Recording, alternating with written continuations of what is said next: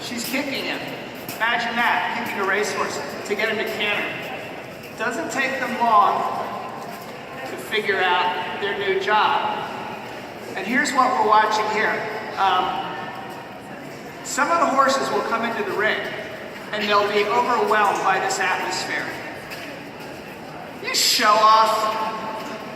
They'll be overwhelmed by this atmosphere. Now the horse that had raced for 6 years is not all that overwhelmed by this atmosphere because the racetrack is about the most chaotic place a horse could be. So a horse expo isn't really all that bad. He obviously retired pretty well in terms of his body feeling, but right now she's cantering him on circles, even did a flying change, which racehorses do all the time, by the way. That's not really that hard for a racehorse normally.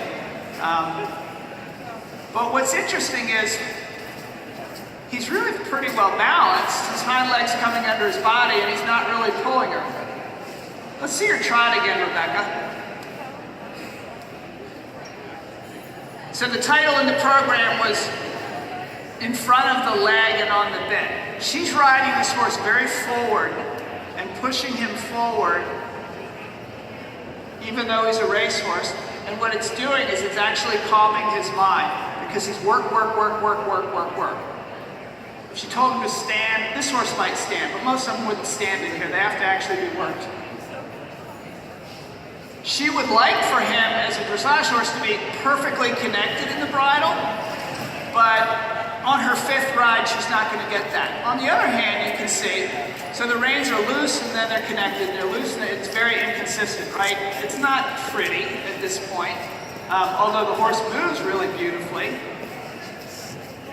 But she's not letting him come above the bit and drop his back and run.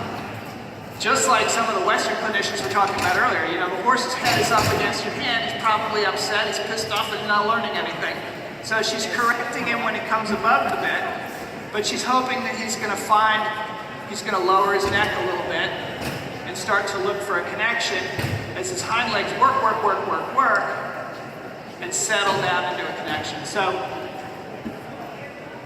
I would say that the part of the training scale where he's really having trouble is the contact part, whether it's her leg or her hand.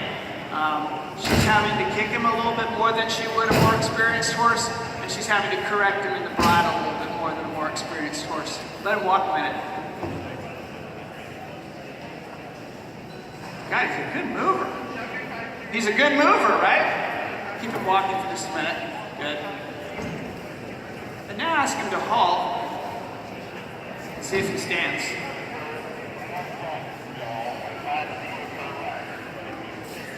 Just let him stand there for a minute. So that was thoroughbred right there. Go ahead and let him walk.